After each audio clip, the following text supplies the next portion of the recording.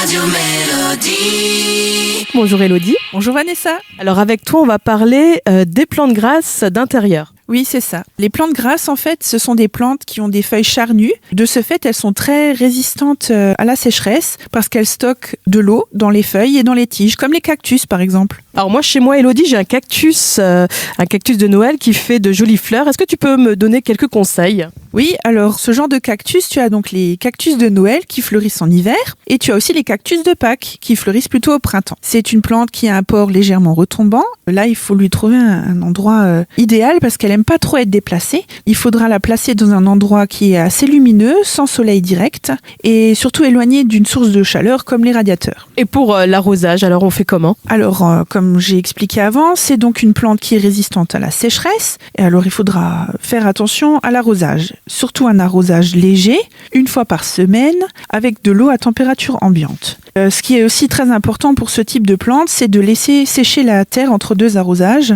éviter l'eau qui va stagner dans le cache-pot. Tu pourras aussi apporter un engrais spécial cactus tous les 15 jours en période de floraison. Et Vanessa, tu sais ce que c'est une plante facile à reproduire ? Alors non, je le savais pas. Alors du coup, ça m'intéresse. Comment on procède ? Tu vas faire une bouture. La période de bouturage, ça peut être toute l'année, hors période de floraison. Et c'est toujours plus rapide à enraciner au printemps et en été. Là, il faudra que tu prélèves un morceau de tige d'environ 10 cm.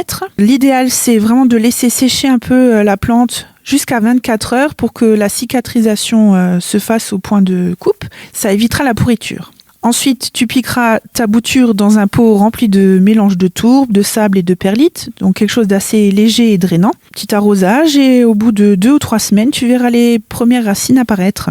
Et est-ce qu'il y a d'autres plantes qui sont aussi résistantes à la sécheresse ? Oui, il y a les Echeveria, donc ça c'est une plante qui va former une rosette de feuilles, ronde plus généralement, et toujours charnue. Et là aussi, la bouture est très facile à réaliser. Donc tu prendras une feuille de cette plante, pareil tu laisses un peu sécher pour cicatriser, et tu la piques dans ton pot avec le même mélange que pour les cactus de Noël.